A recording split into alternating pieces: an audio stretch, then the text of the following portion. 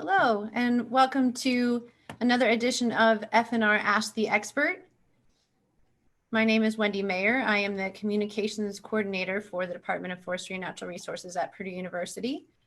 Today, we are going to be talking with Extension Wildlife Specialist Jared Brooke and Fisheries Specialist Mitch Zischke about managing your pond and land for fish and wildlife. The two of them have another edition website that they have put together along with Purdue Extension and in conjunction with Indiana-Illinois Sea Grant that talks about those exact topics. So with that, if you have any questions for Jared or Mitch about managing your pond or your property for fish and wildlife, questions about fish and wildlife, please put those in the comments below and we will get to those as we have time. With that, I'm going to toss it over to Mitch, and he's going to share a little bit more about the Pond and Wildlife website. Great. Thanks, Wendy. So, yeah, we've developed this new website that has a whole bunch of resources for managing your land and your ponds for wildlife, for fishing, and for other recreation activities. So let me see if I can just share my screen here just to give you a bit of a look at what the website looks like. I think the URL will be posted in the comments. But this is basically the website. Let me go back to the homepage here. This website was produced as a project that we've been working on for the past 2 years, where we are bringing in campus specialists. So Jared and I, as well as Fred Whitford over in the Purdue Pesticides program, and we're working with a lot of our county educators who have an interest in these areas. And we really wanted to develop a big toolkit of resources that can help landowners manage their lands better. So private lands can sometimes fall in between some of the management jurisdictions of, say, the state DNR or something like that. And a lot of people don't have experience or don't know where to start with managing their lands and improving their lands. So this website is really meant to be sort of a one-stop shop where people can go, get some information, download some of our Purdue Extension publications. They can find contacts in their counties, and then they can also reach out and contact us if they have specific questions. So I think that's a pretty good overview of the project. We, like I said, this is a pretty new project. We're still building the website and adding to the website all the time. And we're happy to work with people and to answer as many questions as they have.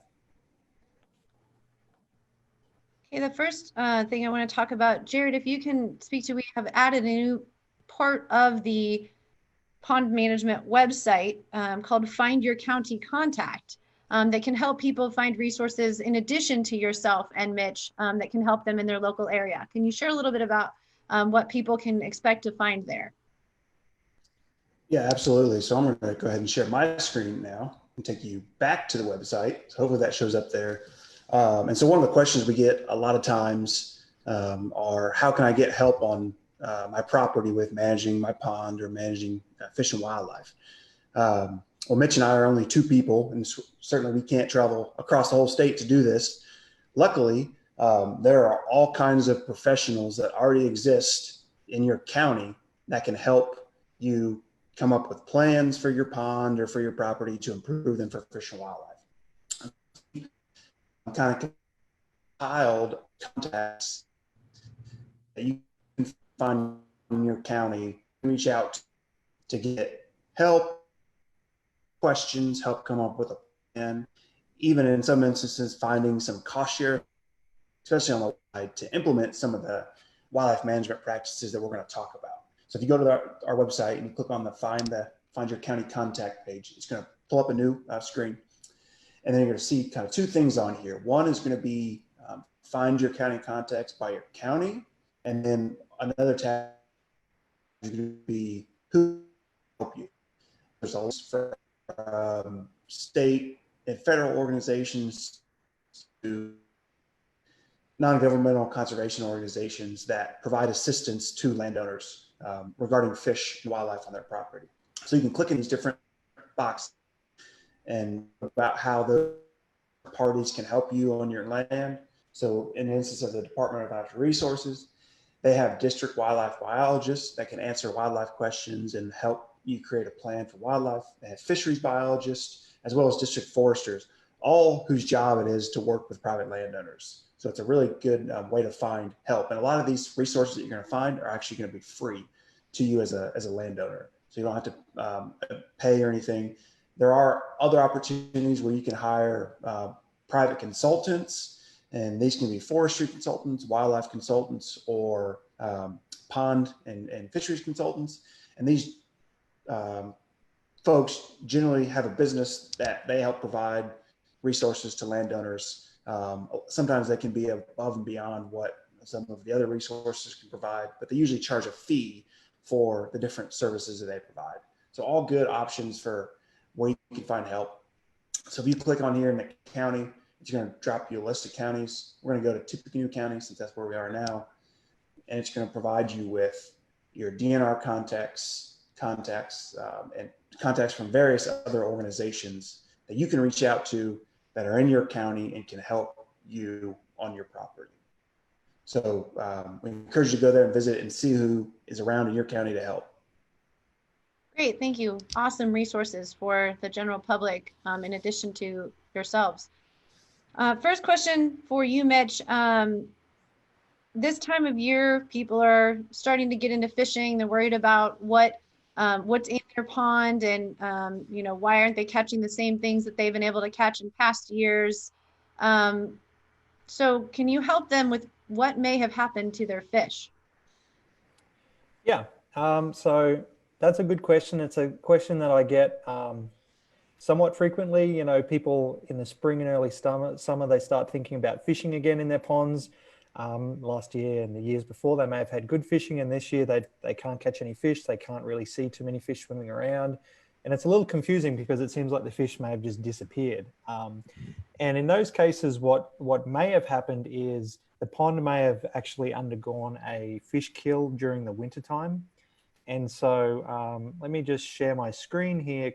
I have a diagram that I can pull up that can help us talk a little bit about fish kills. So, so hopefully you can see this. Let me just scroll down to the relevant section here. But basically, in certain seasons of the year, the pond can undergo drastic changes in temperature and drastic changes in the amount of oxygen that's in the water. And these changes, when they occur really quickly, can cause issues with fish kills. And so hopefully you can see my screen now.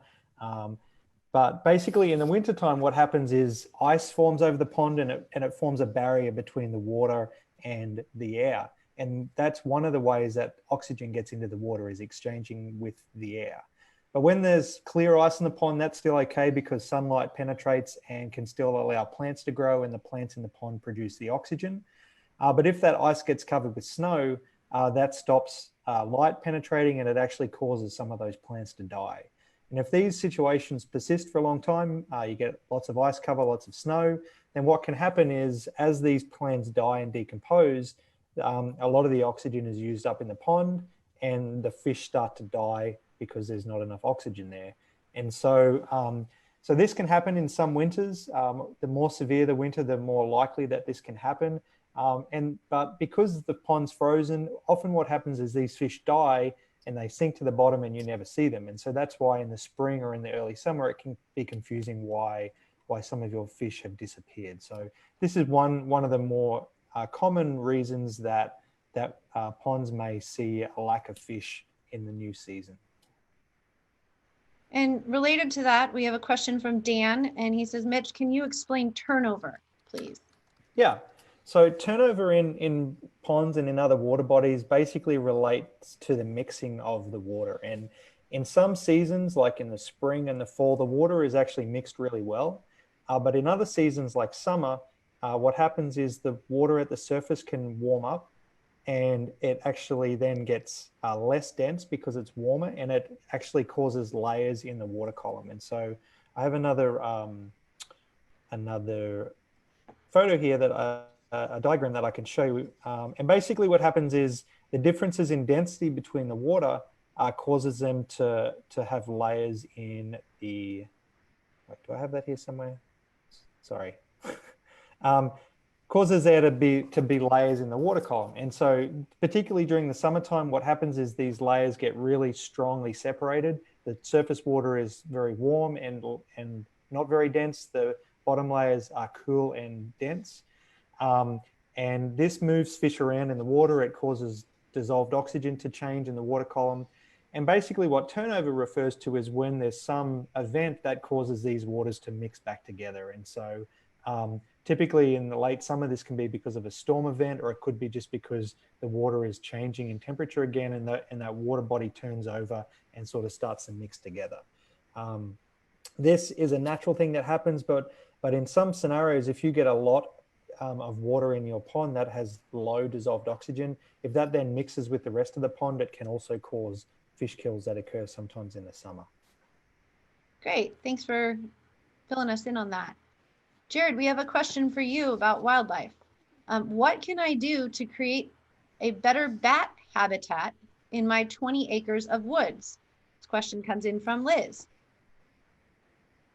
All right, great. Yeah, so good question. And I'm glad bats were brought up because their bats are very important.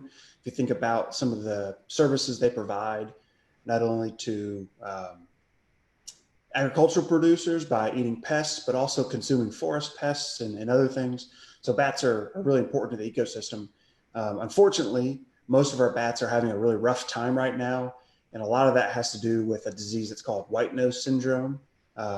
It's an exotic disease that came, I think, over from Europe, and it's had a huge impact on a lot of our bat species. That being said, there are still things that landowners can do to improve their property for wildlife, or for bats in particular. If you think about what bats use, some of our bats are cave-dwelling bats in the winter, and then they come out in the summer. In the summertime, that's when they're having their pups. They're young, so they need places to have those pups. And so a lot of bats roost in our woods, and they forage in our woods. So it's really important that we have these forested areas for bats. In fact, all of our bats use forested areas in Indiana. So some of the things you can do as a landowner to improve your property for bats would be things like create snags in your woods. So I'm going to show you a picture here that I have, and it's of a snag. So when I say snags, some people may not know what I'm talking about, but a snag is just a dead standing tree. And as you can see there, there's some bark left on that tree, and bats will actually roost underneath that bark. And so having some of these dead standing trees is really important for roosting for bats. They're also going to have their pups and things under those that exfoliating bark or that peeling off bark. And so a lot of these snags can occur naturally in a stand. So if a tree dies from insects or disease or a fungus or something, then you're going to have those naturally in the stands. But in some woods, you may not have very many snags. And so you can actually create snags by killing some standing trees. And when you do this, you want to be careful that you're not killing trees of value or trees that are important to wildlife species. You want to select species that may not have as much wildlife benefit. And you're going to do that by a technique called girdling. That's just essentially killing the tree and letting it stand. And that's going to provide roost sites for bats. Also, by looking at what overstory tree species you have can be a way to identify how good your woods is for bats. So bats like trees that have kind of peeling off bark.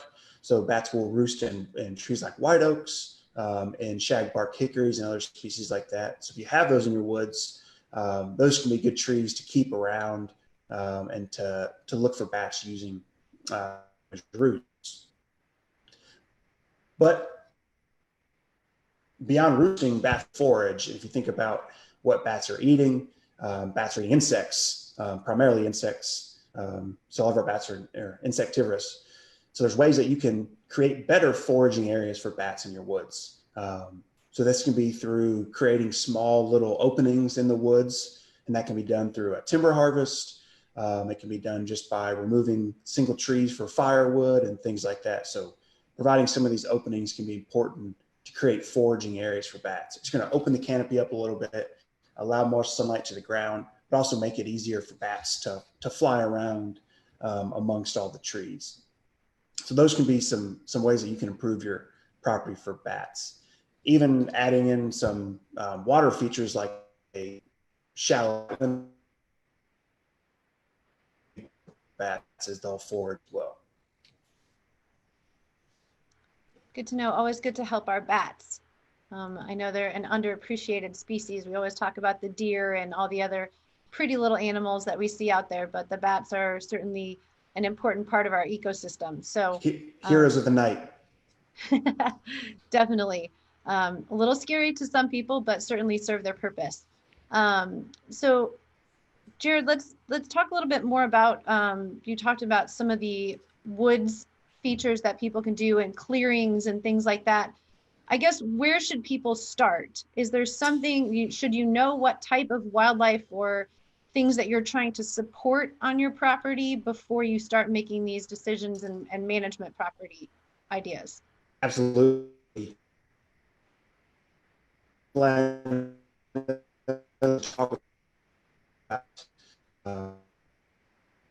Questions I ask them is kind of, what's your objectives? What are your goals? What do you hope your woods will do? You know, how do you use your woods? Questions like this can help get towards those goals and objectives. And the clearer the objectives that you have in mind, the more focused you can make your management. So it's always good to start out with, just like you wouldn't build a house without a blueprint. You shouldn't really think about managing your property for wildlife without a plan on how you're going to do it. And that can be, you know, as formal or informal of a plan as you want. Obviously, the more details you have in, the better, because it's going to give you better direction. But you need to think about, you know, what wildlife species are of interest to you. A lot of times, landowners have very focused objectives. For instance, you know, a lot of people purchase property for the sole reason of hunting on it. And so their objectives might be to provide better hunting, provide better have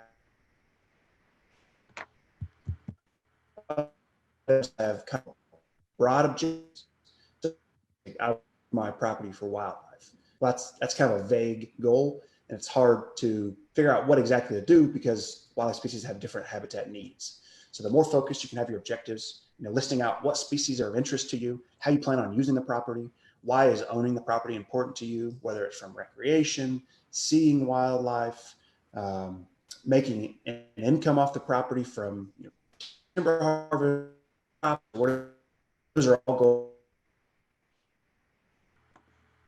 as you start the planning process, is really important.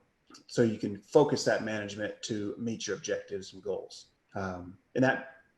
So once you have those objectives and goals in mind, then you can work towards taking a look at current condition on your property, kind of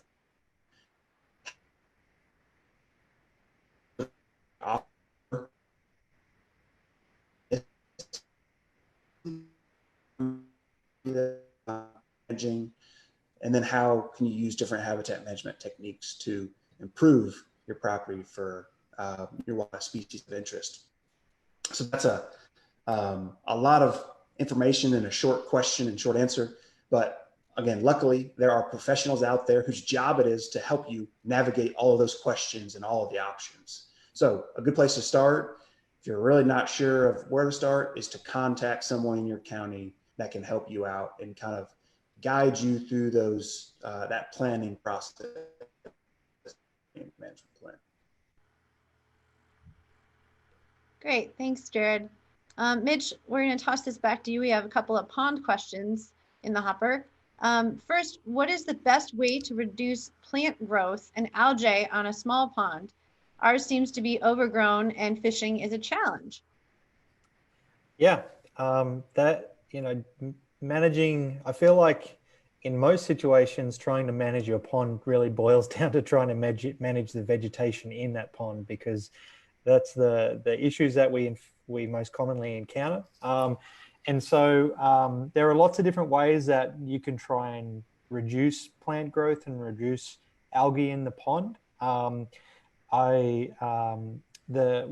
guess the first step is to try and identify why those plants and algae may be there in the first place. So plants need nutrients and they need sunlight. And the best thing that you can do for pond management is to try and minimize the amount of excessive nutrients that are entering the pond. And so if you have, lawn fertilizer or fertilizers from ag fields or other nutrients from, heavily wooded areas, those excessive nutrients entering the pond is going to cause that plant growth and going to cause those problems. And yes, there are ways to treat those problems with chemicals or with mechanical removal of the plants and algae, but you're always going to be battling that problem if you can't try and address some of those underlying concerns. Sometimes this is easier said than others. Sometimes you have complete control over your pond and the land surrounding your pond, and sometimes you don't. Sometimes it might be a neighbor's land that runs into your pond. But one of the easiest ways to try and reduce some of these nutrient inputs, besides minimizing fertilizer use, is to plant or retain some buffer vegetation around the pond. And so if you have plants and grasses around the pond, they're going to be trapping a lot of the nutrients before they actually get to your pond. And so this can actually dramatically reduce the amount of nutrients going in the pond and therefore the amount of growth that you're going to get. But some growth is always inevitable, and sometimes you can do all the right things and you still end up with excessive plant growth and excessive algae. And so you then need to look at some other means like chemical control for these. And when you look to do some sort of control, it's really important to understand what plants and algae you have there. So I just want to point you towards one of the publications we have on our website. It's a fairly comprehensive publication called Identifying and Managing Aquatic Vegetation. And this goes through all the pros and cons of plants in a pond, goes through the different types of plants that can help you identify which plants or which algae you might have in your pond. Hopefully this is not scrolling too fast to make everybody dizzy, but I want to get down to towards the end of the document here. What's great about this publication is it gives you a really sort of clear guideline about what things you can use to treat the different types of plants in your pond. And so this is a really good starting point to identify some of the things that you can do to try and reduce the plants and algae that are in your pond. But typically I always say that the best approach is to try and deal with the problem that you have in the first place, rather than just trying to control the problem once it's there. But usually a combination of those two approaches is what you need to do.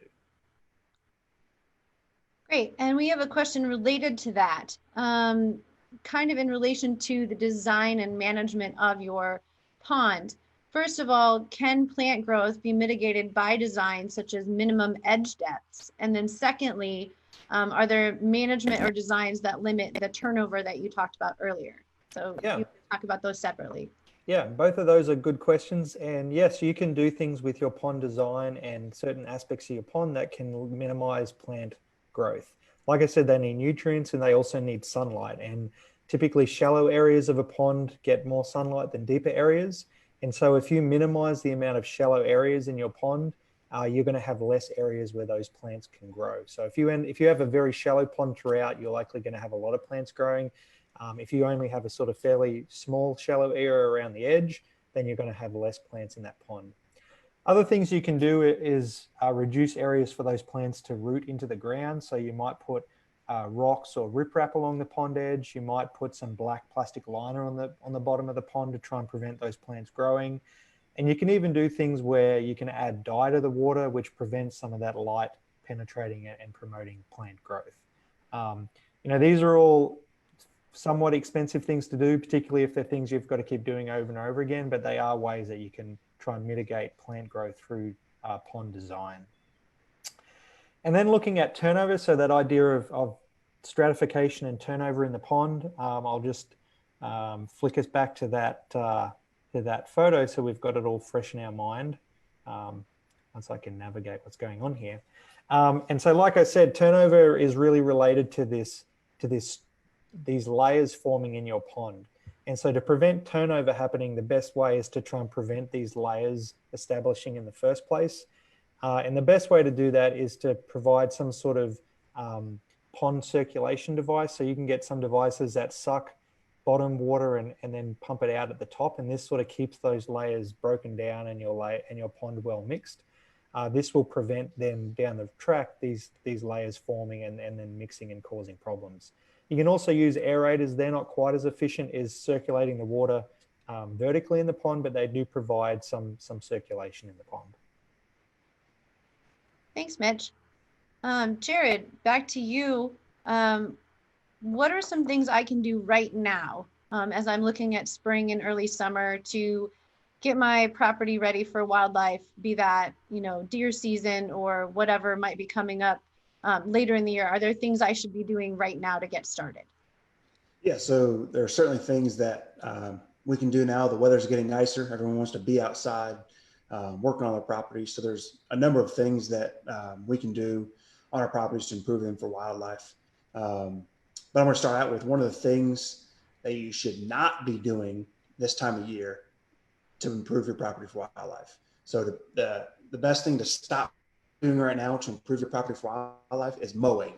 So we don't want to mow our properties right now. If you have old fields or native grass plantings or things like that, we want to stay off the mower and not mow this time of year, because we have a lot of things going on in the wildlife world. We have deer fawns are being born, and they're found out in these open fields. We have birds nesting. We're almost to the peak of nesting of northern bobwhite. We're a little bit, we're going to start seeing pheasant broods running around, and all kinds of songbirds are nesting out in these open kind of grassy fields. So one thing you can do right now is park the mower and spend your time doing something else. We have a saying in the wildlife world when it comes to mowing. It's called RMS. It's this syndrome that people get called recreational mowing syndrome. And people want to mow because it looks clean. But what you're doing is you're actually destroying a lot of the wildlife habitat. So park the mower until August or September. Let those fields grow up and let them be good nurseries and nesting sites for a lot of different wildlife creatures. This time of year is also a really good time of year to think about planting food plots. So if you have an area that you can plant a food plot in, right now is a really good time to be planting those summer food plots that can provide nutrition to things like deer and turkeys and other wildlife species. This is also a really good time of year to be in the woods and thinking about how you might manage your woods come the fall or winter. So being in your woods, looking at how much light is coming through the canopy. If you have a stand of timber where there's not a whole lot of light coming through, then it may be limited in its quality for various wildlife species. However, it may provide habitat for other wildlife species. So looking at how much light's coming through the overstory, thinking maybe I can come through and remove some trees to allow more sunlight to the ground, to allow more understory vegetation to grow up. And you can also be walking through your woods looking at how much vegetation is at the ground. If there's not a whole lot on the ground, then it's not providing a lot of cover and food for a lot of wildlife species. Identifying which trees you have in the overstory, which trees you have in the understory can be a good way to this is a really good time of year to do that, because the leaves are out. We can see the leaves and different things like that. So identification of trees and plants is a lot easier. And then that can help inform the decisions we make later when we come back and maybe want to remove trees that may have less value to wildlife, like sugar maple, and kind of encourage and favor species that are more important to wildlife, like our oaks, hickories that produce acorns and hickory nuts, that hard mast, or trees that produce soft mast or berries or other things like that. So it can be a good time of year to kind of evaluate what your property looks like and plan for how you're going to manage it later on. So note to self, if I don't live in the suburbs and I need to mow my lawn so the city doesn't come after me, then I can park the mower. That's right. Yeah. I know people think fields look weedy or snaky when you don't mow them, but that's kind of the point, right? You want them to look kind of messy. Wildlife like the mess, so park the mower. Speaking of mess, Mitch, we're gonna toss this back to you. My pond is always brown and murky. How can I fix this?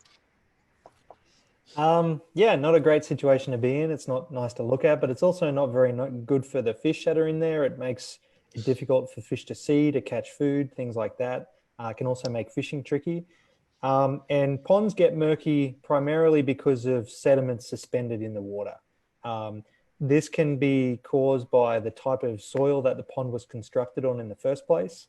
But typically, if the pond's at least a few years old, that most of that should settle down.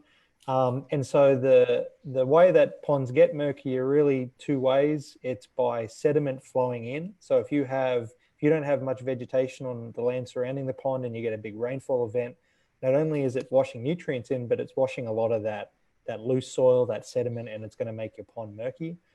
The other way is that things go into the pond and stir up the silt and the sediment on the bottom. So you might allow livestock to go in the pond for them to drink and stuff like that, and that's going to cause your pond to be murky. Some other things is you may have some undesirable fish species in there that sort of root around on the bottom and cause those sediments to be disturbed and your pond to be murky. So there's some of the ways that it gets murky. If you're looking to have to use your pond for fishing, then you want to try and keep livestock out because that's going to cause problems. And if you do have some undesirable species in there, it's good to be able to identify those and maybe look at ways of removing them. And like we said earlier, if you do have sediments washing in from rainfall, then try and plant some buffer vegetation around the pond to trap some of those sediments. Great. We all want to clean up those ponds so they don't look dirty and nasty. We know that wildlife like messy, as Jared said, but maybe the fish don't like the murk.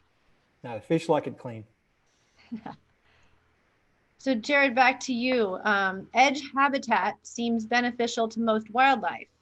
On small properties, what is a good balance for types of landscape we should have? Yeah, so that's a good question. There are a lot of wildlife species that we would consider edge species, meaning that they can live in multiple different types of vegetation, and they live kind of in the edge or the zone between two vegetation types. So maybe between a forest and a grassland. Species like deer, turkey, quail, and others would be what we would call edge species. There are some species that don't like edge. So you need to really think about what are your objectives, what wildlife species are of interest to you, and then determine if those species would benefit from more edge or maybe not benefit from edge. When it comes to small properties, they can be a challenge because you may be limited in what you can do by what you have, right? So you can't do something. You take a look at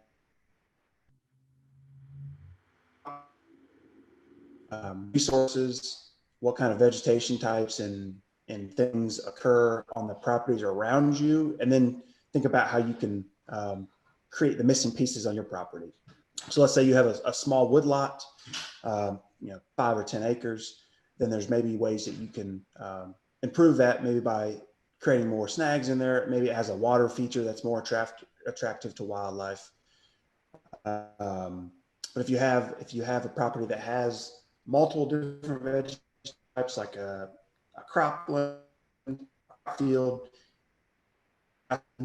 then kind of improving the area between those vegetation types where they meet, that edge, can be really good. And that can be done with things like field borders on crop fields where it meets a woodlot, or even doing something that we call edge feathering, where you actually go into the woodlot and remove some trees along the edge to allow more sunlight in, to create kind of that brushy cover that a lot of wildlife species need, especially species like quail, which are on decline because they've lost a lot of that, fence row areas that used to be pretty prevalent.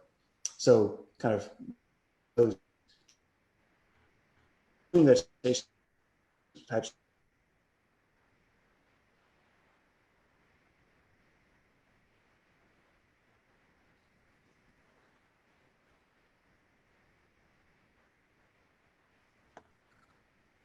I think we might have lost Jared there for a second.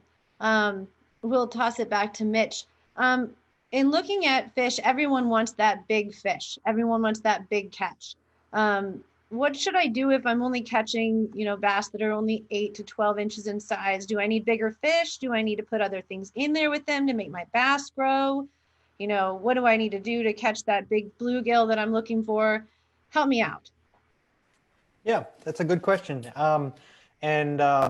Yeah, it's common for people to think if they're catching small fish in their pond, then they need to do something like add some bigger fish or add some new fish or something like that. But in most cases, small fish and only small fish is an indication that you have too many fish in your pond. And so, for example, if you're only catching bass that are 8 to 12 inches in size, they should be growing a lot more than that. And so what's likely happened is that they have become overcrowded. There's not enough space and there's not enough food to go around. And so their growth is severely stunted. And so the best way to actually remedy that is to remove some of those bass, because you will open up resources for those that remain. It's the same with bluegill. If you're getting only bluegill that are only 3, 4, 5 inches in size, it's typically because there are too many there, and you should be removing some of those to try and promote the growth of those that are there. And so, people always think they need to stock new fish in their pond to fix some problem, but most fish problems can actually be solved by harvesting fish out rather than putting new fish in. In a lot of cases, new fish will just make the problem worse. So in our new pond management sort of guide here, we have some examples of different fish population scenarios you might like in your pond. And so for some reason I always forget how to do this, but here we go. So this guide is available on our website now, but basically we outline 4 different pond fish options here that you might be able to strive for. A lot of people want to strive for this number 2 option, which is all-purpose fishing, where you have some big bass, some big bluegill, and a nice mix of everything.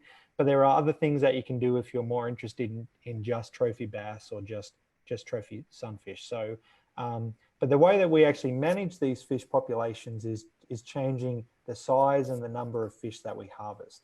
The more fish that we harvest, the more you're going to open up space for the ones that remain, and typically the larger that they can grow. And we have another pond question for you here, Mitch. What is a good balance of aquatic species that can be used to manage the excess plant growth other than just using carp?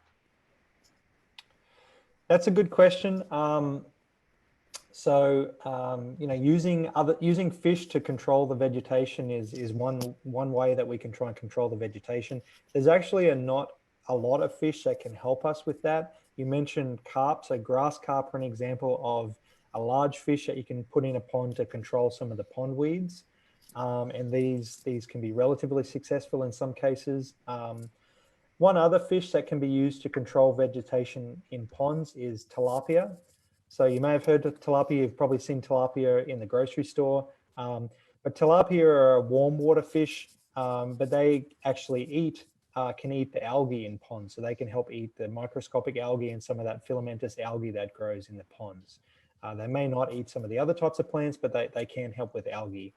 And so tilapia can be great because they can help control the algae in the pond. They can also grow pretty rapidly, and then you can actually harvest them to eat. The downside for tilapia is that they don't survive through the winter. And so once water temperatures drop below about 55 degrees, they're going to start dying off. And if you have a large number of tilapia in your pond and they start to die off, all of the nutrients that are contained in their body are going to go into your pond and then likely cause more vegetation issues in the future. So if you do decide to stock tilapia in your pond, we recommend that you try and get as many of them as you can out before they die. One, they're great to eat, but also this will help some of those issues down the track. But tilapia and grass carp are the 2 main fish species that people can use to help control aquatic plants. Great. And just a reminder, if you have any additional questions, go ahead and put those in the comments section here on Facebook Live. And we will either get to those here in the next few minutes, or we'll get to those, have Mitch and Jared answer those after the fact. One of the things, Jared, we have a question about is abandoned wildlife. We're trying to attract all these neat species to our land, but what do I do if I see a fawn in my flower bed, or, or some abandoned raccoons or things like that? What should I do? Yeah, very timely question, right?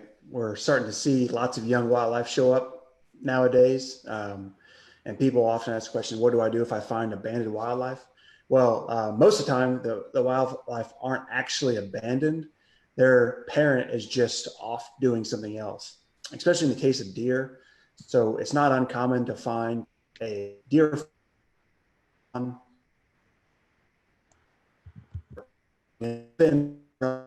or in the woods, just laying by itself. And that is its natural strategy to avoid predators. So it just lays as still as possible and uses its spots as camouflage to hide from predators. And so the mom has not abandoned it. She has just left it and then be able to nurse that fawn. So most of the time when you think you find abandoned wildlife, you're not actually finding abandoned wildlife. The parent has just left the area for a time being to do something else. Maybe you scared off as you walked up. Maybe she's out, finding food to feed the young, that kind of stuff. But if you happen to find an animal that's you're certain is abandoned, is the best option is to just kind of walk away and leave that animal alone. And if you're worried that it's injured, you can actually call a wildlife rehabilitator. And the Indiana DNR maintains a list of licensed wildlife rehabilitators in the state. So I'm going to